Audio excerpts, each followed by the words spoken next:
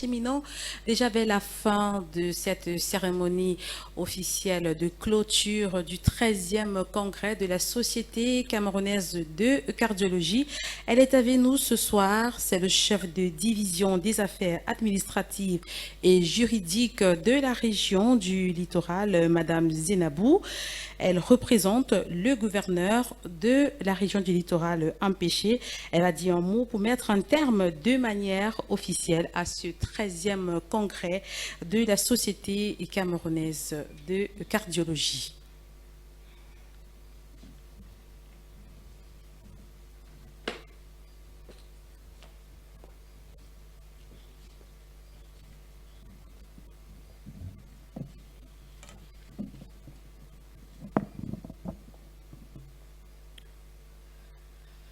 Monsieur le Président du comité d'organisation, distingués invités en vos rangs et grades respectifs, Mesdames et Messieurs, arrivé au terme du 13e congrès de la Société camerounaise de cardiologie, fort est de constater que les objectifs déclinés ici ont été atteints. Pendant 3 jours, vous avez disposé de votre précieux temps pour participer à ce congrès qui s'est déroulé en parfaite harmonie et à la satisfaction de tous. Et rendu ici au niveau où nous sommes, point n'est plus de discourir longuement sur ce que les oreilles ont entendu, ainsi que ceux de l'esprit ont eux-mêmes pu appréhender.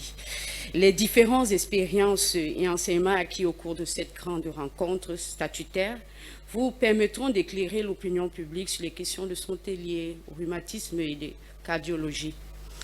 Avant de clore mon propos, je voudrais d'abord remercier Monsieur le Président du comité d'organisation qui a bien voulu œuvrer ici pour la réussite de ce congrès. Et à travers ma voix, je lui exprime en retour toute la satisfaction de Monsieur le gouverneur de la région littorale.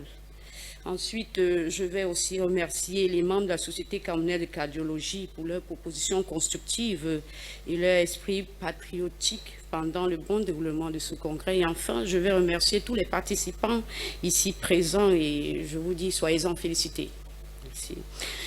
Et le souhait à formuler est, comme l'a si bien dit le professeur Séni Abouba, est que ces offres de soins de santé avec l'ouverture de la Société camerounaise de cardiologie soient à moindre coût et qui est une priorité du gouvernement de la République sous l'impulsion du chef de l'État, son Excellence Paul Biya, qui ne cesse de mettre à la disposition des populations des infrastructures fonctionnelles et disposant ainsi, permettant au personnel d'avoir des formations qualifiées et être à l'écoute des différentes sollicitations.